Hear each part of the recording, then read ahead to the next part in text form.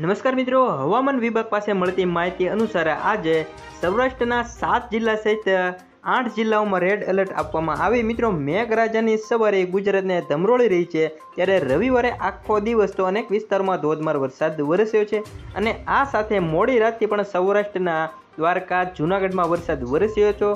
તો બીજી તરફ હવામાન વિભાગ દ્વારા આજે સોમવારે એટલે કે 1 જુલાઈએ સવારે 10 વાગ્યા સુધીમાં 8 જિલ્લાઓમાં રેડ એલર્ટ આપવામાં આવ્યું અને આ સાથે જ અનેક વિસ્તારોમાં ભારે વરસાદની પણ આગાહી કરવામાં આવી। તેમજ હવામાન વિભાગના મેપ પ્રમાણે આજે એટલે કે સોમવારે વલસાડ, દમણ, દાદરા નગર હવેલીમાં ઓરેન્જ એલર્ટ આપવામાં આવ્યું અને આ જિલ્લાઓમાં ભારે વરસાદ વરસી શકે અને સાથે જ દ્વારકા, પોરબંદર, જૂનાગઢ, રાજકોટ, ભરૂચ, સુરત, તાપી, નવસારી, ડાંગમાં યલો એલર્ટ આપવામાં આવ્યું અને આ તમામ જિલ્લામાં ગાજવીજ સાથે વરસાદની પણ આગાહી કરવામાં આવી। તેમજ ભારતીય હવામાન ખાતા દ્વારા મહત્વની આગાહી કરવામાં આવી। તેમના અનુસાર ગુજરાતમાં તમામ વિસ્તારોમાં નોંધપાત્ર વરસાદની સંભાવના છે અને આ આગાહીને ધ્યાનમાં રાખી રાજ્ય સરકારે ભારે વરસાદની ચેતવણી જાહેર કરી।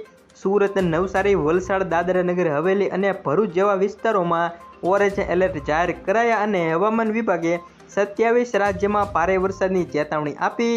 આગાહી પ્રમાણે ઉત્તર પ્રદેશ, રાજસ્થાન, મધ્યપ્રદેશ, હિમાચલ પ્રદેશ, ઉત્તરાખંડ, હરિયાણા, પશ્ચિમ બંગાળ, સિક્કિમ, ઓડિશા, અરુણાચલ પ્રદેશ, આસામ, મેઘાલય, તામિલનાડુ, પોંડિચેરી, નાગાલેન્ડ, મણિપુર, મિઝોરમ, ત્રિપુરા, પંજાબ અને દિલ્હી સહિત છત્તીસગઢ, બિહાર, ગુજરાત, કેરળ, ગોવા, મહારાષ્ટ્ર અને કર્ણાટકમાં ભારે વરસાદની આગાહી છે।